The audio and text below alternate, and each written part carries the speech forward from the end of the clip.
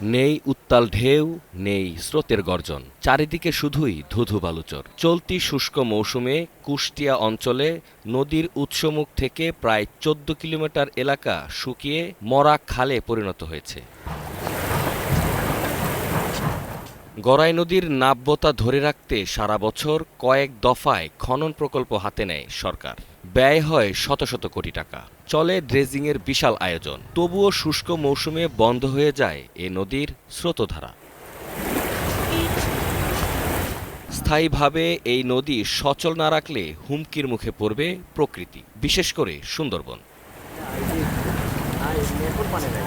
স্থানীয়দের অভিযোগ, অপরিকল্পিত খনন আর সংশ্লিষ্ট কর্মকর্তাদের উদাসীনতার কারণেই বারবার ব্যর্থ হচ্ছে এর সংস্কার কাজ। অপচয় হচ্ছে সরকারের শত শত কোটি টাকা। 85 থেকে নদী কাটা হয়, নদী মাঝে মাঝে কাটে, বালি ফেলে, আবার পানি এসে ধুয়ে যায়।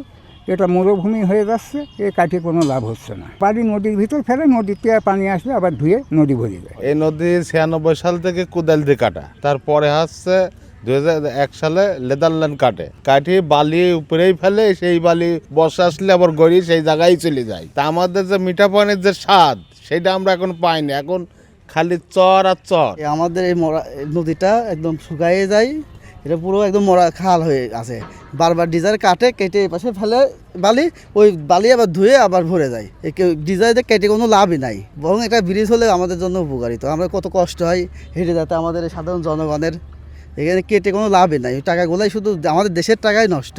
পদ্মা সেতু, মেট্রো রেল এবং এলিভেটেড এক্সপ্রেসওয়ে নির্মাণের গর্বিত অংশীদার বসুন্ধরা সিমেন্ট। গড়াইয়ের এই মৃত্যু কেবল একটি অঞ্চলের ক্ষতি নয়। পদ্মা থেকে মিঠা পানি প্রবাহ বন্ধ হয়, দক্ষিণাঞ্চলে বাড়ছে লোনা পানি, আর এতে হুমকিতে পড়ছে এই অঞ্চলের কৃষিজমি, মৎস্য সম্পদ এবং সুন্দরবনের জীববৈচিত্র্য। এসব অনিয়ম আর দুর্নীতি রোধ এবং বৈজ্ঞানিক পরিকল্পনা ছাড়া এই বিপর্যয় ঠেকানো প্রায় অসম্ভব। এখান থেকে আমাদের কৌশলগত পরিবর্তন আনতে হবে এবং আমাদেরকে অবশ্যই সুন্দর চিন্তার মাধ্যমে সুন্দর কাজ সম্পাদন করতে হবে, নচেত সম্ভব নয়।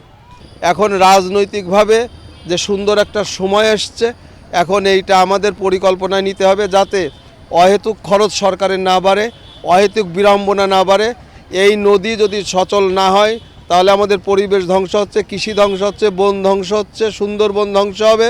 এমনকি আমাদের আশপাশের যে ভূগর্ভস্থ পানির স্তর, সেইটা চরম আকারে ব্যাহত হচ্ছে। গড়াই নদীকে বাঁচিয়ে রাখতে হবে। গত 24-25 অর্থ বছরে গড়াই ড্রেজিংয়ের একটি প্রকল্প চলমান ছিল, তবে চলতি অর্থ বছরে বরাদ্দ না থাকায় বর্তমানে বন্ধ রয়েছে ড্রেজিং কার্যক্রম।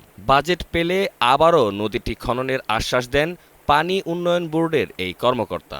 আমরা আসলে চেষ্টা করেছিলাম এই বছরে অনুন্নয়ন রাজস্ব বাজেটের আওতায় ড্রেজিং কার্যক্রম চলমান রাখার জন্য, এবং সেই মোতাবেক আমাদের এখান থেকে ড্রেজারের যে নির্বাহী কমিশন আছে তার মাধ্যমে আমরা এটা সার্ভে করে আমরা ডিজাইনের জন্য প্রেরণ করেছিলাম। বাট আমাদের এখন পর্যন্ত বাজেট বরাদ্দ না হয় এই বছরে আসলে ড্রেজিং কার্যক্রম এখনও শুরু করা সম্ভব হয়নি।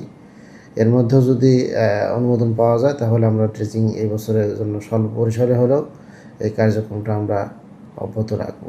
গড়াইয়ের বুক চিরে বয়ে চলা বালুচর কেবল প্রকৃতির বিপর্যয় নয়, বরং অপরিকল্পিত উন্নয়নের এক নীরব সাক্ষী। কেবল লোক দেখানো খনন নয়, বরং কার্যকর ও স্থায়ী সমাধান চান কুষ্টিয়াবাসী।